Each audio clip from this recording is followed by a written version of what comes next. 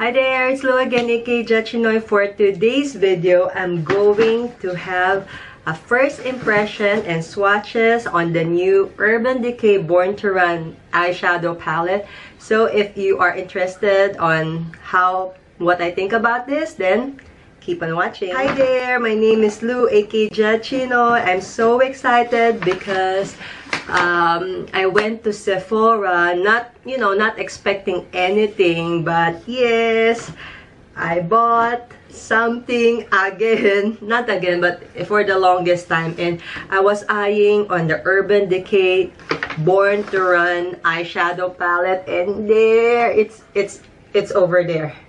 The Urban Decay here in Singapore sa Sephora, it's always at the front row. I think marketing strategy din yun so that people malayo pa lang, they haven't been inside Sephora store, you can already see it. So yeah, this is the Born to Run eyeshadow palette. It's so nice, and when I swatch it and when I physically saw it, it's super amazing. So just to let you know, here in Singapore we have a Sephora. I know back home in the Philippines we don't have, it's all online, but we have a physical Sephora. And for me, as a makeup lover, as a makeup enthusiast, I always want to see the makeup itself, to feel the makeup itself, because of course in Sephora they have a lot of what I call this, mirrors, makeup remover, everything, and they can put sample makeup to you so that you will know how it feels like. Then normally I put lipstick on if I wanted to test on lipstick, and then I go out first, I go shopping first, and then babalik ako, then I see. So now I'm inside my room, my baby is knocking, but yeah, he's with the nanny. But anyway, so now I'm going to review. By the way, I subscribed to Urban Decay, but they didn't notify me, or probably on the email, or probably I didn't notice it. If I'm checking it here in the website, I believe it's $49 USD, but here in Singapore it's $76, which is a very good steal now, because all their Urban Decay na naked palettes, it's already like more than $80+. So it's really kind of investment. And the only Urban Decay that I have is the Naked Heat, which I really loved, which I use it in my recent Get Ready With Me. If you haven't seen that, I'm going to link it down below at the description bar. So yes, let's see what I got. So this is from the Sephora store. The girl even gave me this one. Oh, okay. Oh, 10 years na pala Sephora dito sa Singapore. So I will get, it says here that it is a gift voucher. I'm reading the receipt. They got a point system as well. And here in Singapore, it's super strict, not unlike in the US, that even though you swatch it, even though you use it, as long as you can give back, I believe, the receipt, even the used eyeshadow or swatch eyeshadow, I know you can return it. And you can get the money here. Hindi yun pwede. It says here, exchange or credit via Sephora gift card within 14 days with receipt and products in original unused condition. So yan. So it should be unused condition. And yes, where the Sephora here in Singapore is very different in the US. By the way, so this is what it looks like in close-up. Yan. I have a mini ring light, so I hope this one is giving justice. So it's really pretty. It says there, UD Born to Run eyeshadow palette. So this is the back packaging. It says here all the colors. So this is 21 eyeshadows, and I'm reading it here in the website. I'll just read the product description. I love reading product description because I'm thinking yung what do you call this, yung marketing strategy nila. By the way, it's the same as well for here. Anyways, I'll just read on the box. It says here, for the adventurer, the road warrior, or the weekend escapist, no matter where you're going or what you're getting up to, Born to Run is the only palette you need to pack and never look back. Ganda ng pagka-rhyme, ha? From matte and neutral for meetings in San Francisco to jeweled and metallic must-have for that weekend getaway in South Beach, or completely smoke out at Saturday night dinner with Bae. We've got you covered with options for endless looks, with 21 curated shades, a huge mirror, and a collage of our own personal travel photos. We created Born to Run to inspire you to take a rain check on reality. Now grab this palette and run. Wow, so cute. And very, very different because normally sa mga makeup palette, they don't have any expiry date. Maraming manufacturing date. But it really says the expiry date is 02/2021. So, ano na nga, 2018, 19, 20, 21. So, 3 years. Normally for eyeshadow palette, sobrang tagal naman. So, I'm just checking this thing. It has the barcode here. What else? The ingredients here. Very, very tiny. So, if you are very particular, you have to read that. And, of course, it's on the website as well. What does it says? Website, it has a different product description, but I'll just read it also. It says, if you find yourself packing with multiple kits for one look, our Born to Run eyeshadow palette is your globe-trotting go-to. When it's time to grab your carry-on and a dash off to the next big adventure, you'll want to pack light.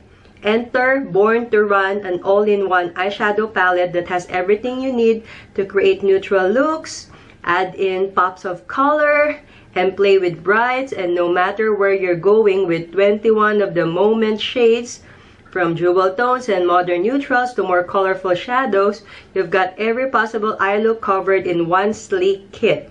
Made from our mind-blowing formula that gives each shade its velvety texture, rich color, and blendability. Born to Run eyeshadow shades hold tightly onto pigment that stays put.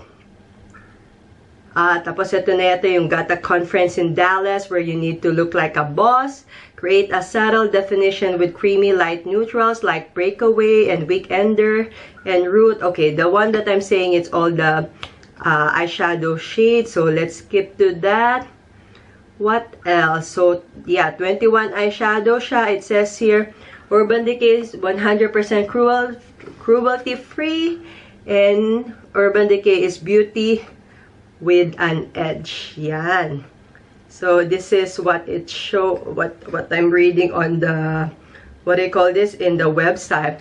I really like it because I don't know if Urban Decay have created 21 eyeshadows, but for me it's their first time. So yes, I'll show you. So this is the packaging, right? Yeah, the packaging, and we just open it. So a while ago there was a tester there. Oh, so tempting. Merong drawing din yung box, you see. And of course, inside as well, it's like, parang may black and white na ano. And me, I always love to travel. If you haven't seen my previous videos, or if you are new to my channel, me and my family love to travel. And this one is really, really good because sometimes, I know how it feels that you want this look, but sometimes it's not good into, it's not concise into one palette. So I have this one and that one. So this one, isip nila so that you can just bring this. So I'm just feeling it. Wow. It really feels luxurious and heavy and good weight. And they have a lot of photography. Yung ano, yung parang mga travel. So I'll show you what it looks like. Yeah, this is the front one.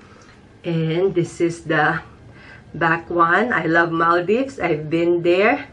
I'm like thinking, syempre walang Pilipinas dito, di ba? Pero meron siguro silang mga Asian. Probably this one. I don't know if that is in Malaysia or Thailand. But yeah.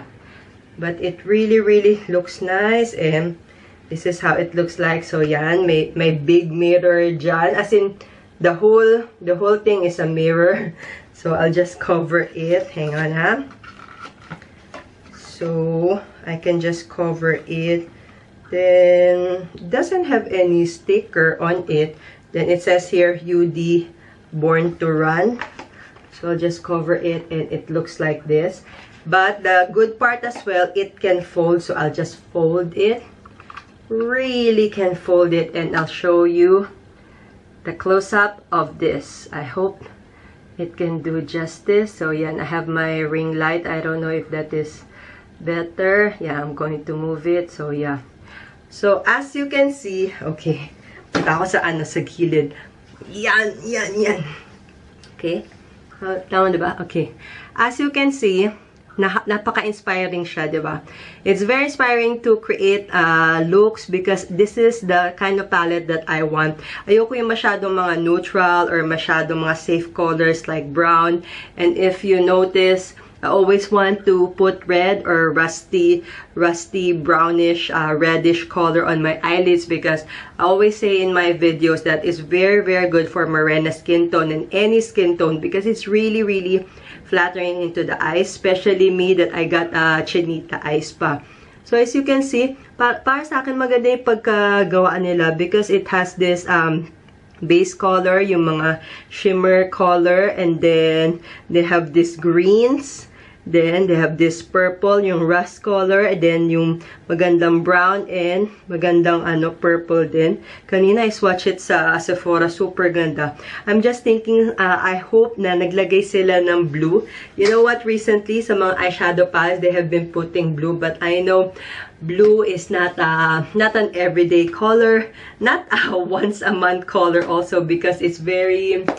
what do you call this? Intimidating ba na mag blue eyeshadow? Because if you put blue eyeshadow, it's so hard to pair up with your clothes. So this one, I can see na even though you are starting new in makeup, this is a really, really good investment. So 7, 14, 21.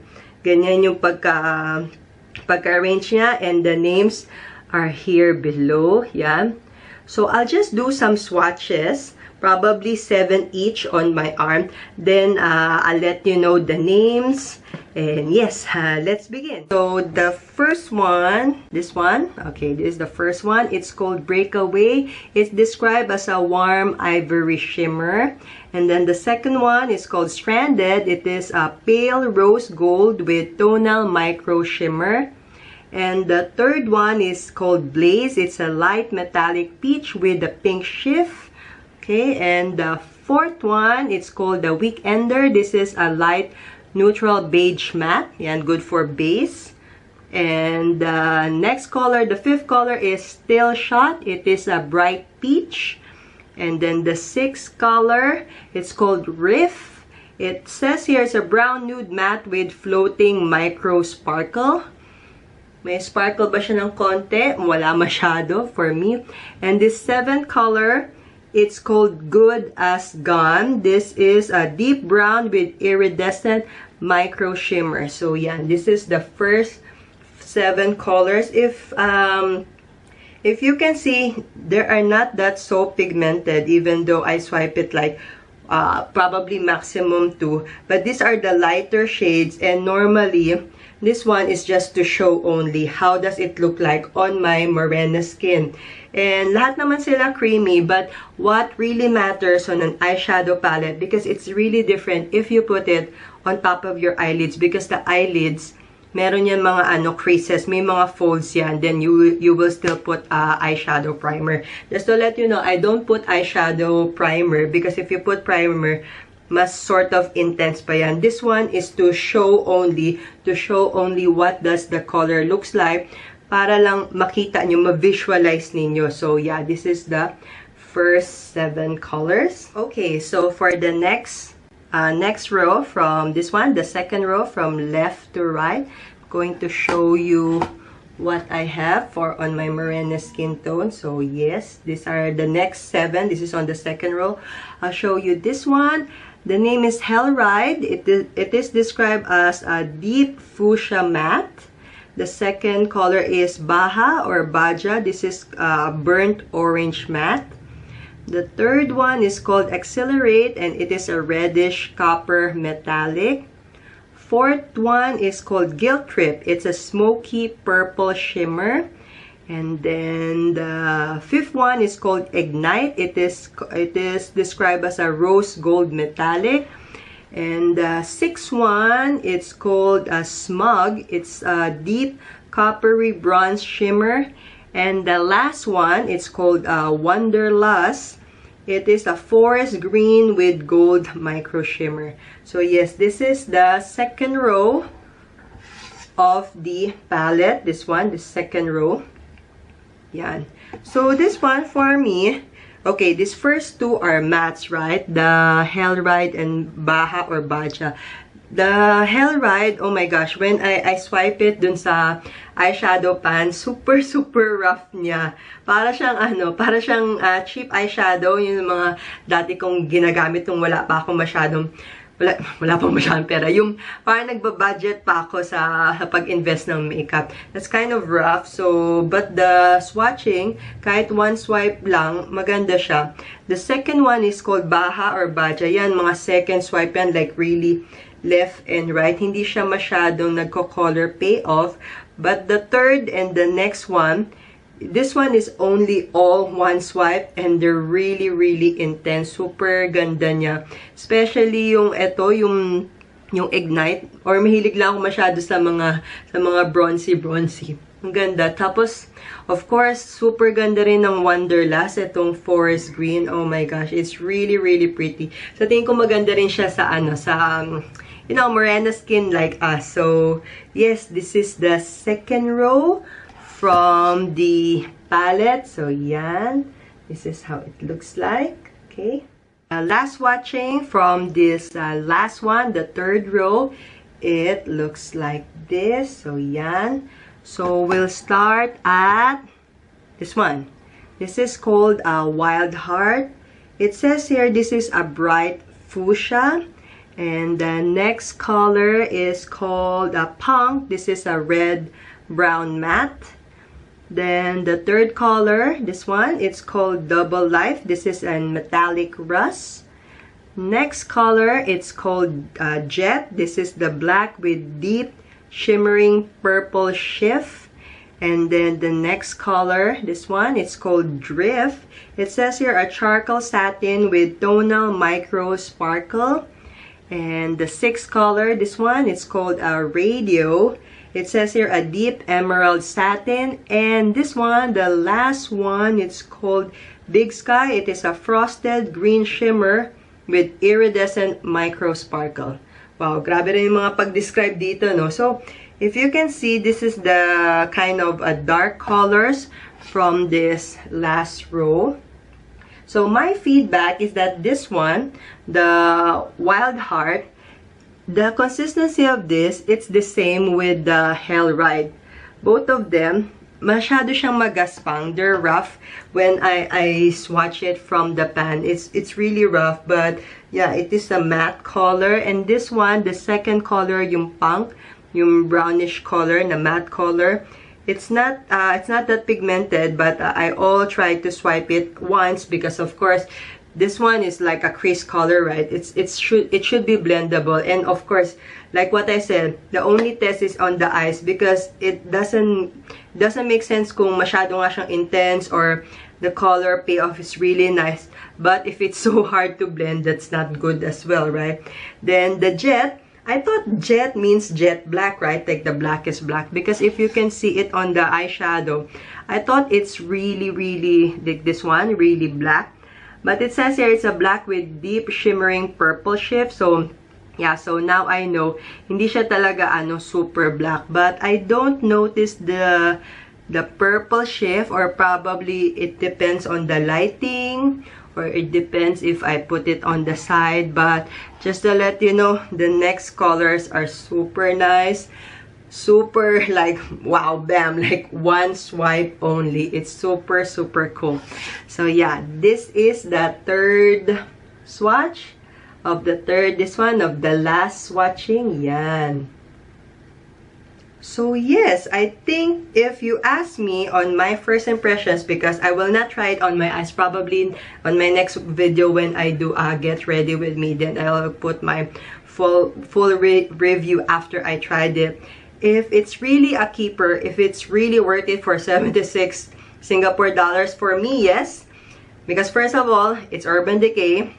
Super konti lang yung mga sablay nilang mga eyeshadow palettes. Normally for Urban Decay, it's always a winner. So para sa akin, sulit siya. And if you are a makeup lover, makeup enthusiast like me, you will love this because it's 21 shades. And I totally agree on what the product description says, because their goal is like, when you travel, when you go out, you will not think of this palette, this palette, this palette to get that look. I do believe if you bring this palette, you will have any look that you wanted to do, and it's not that big as well. Of course, it's 21 palette. Normally, the palette's like 10 to 12, right? So it's really compact naman. Although it's a bit of there's a bit of weight.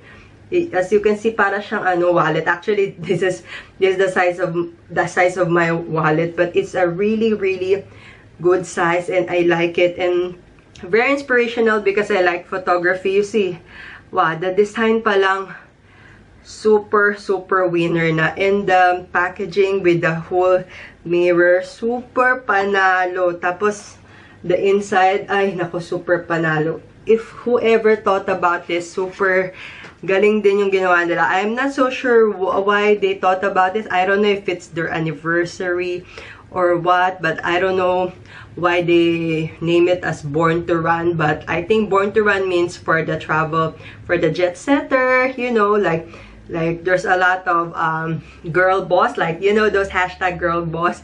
That's just like me, because I'm a working mom and living here in Singapore. So of course, I want to be presentable to my boss, to my colleagues, especially for clients, right? So this one, I do believe it's a really good palette. And if you're asking me, oh, muti ka na. And if you're asking me if it's worth it, yes, it's really worth it. So ito yung last swatching. So yes, I think that's about it.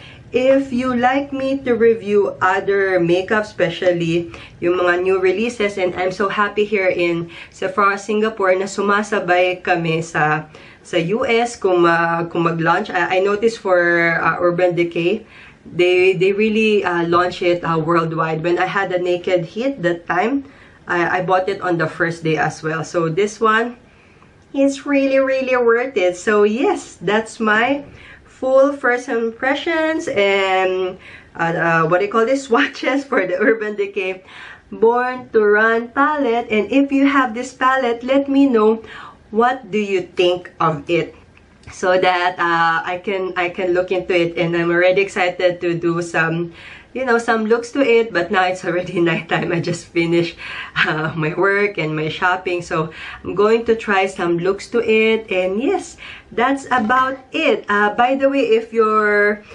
new to my channel, it will be I will be so happy if you would like and subscribe and click the bell button down below, so you'll be notified whenever I upload new stuff on my mobile phone. If you like this kind of videos, do let me know. And especially for makeup lover, if you are like a makeup lover like me as well, then nagkakabati tayo, okay? So yes, that's about it. I see you next time on my next video. Bye-bye!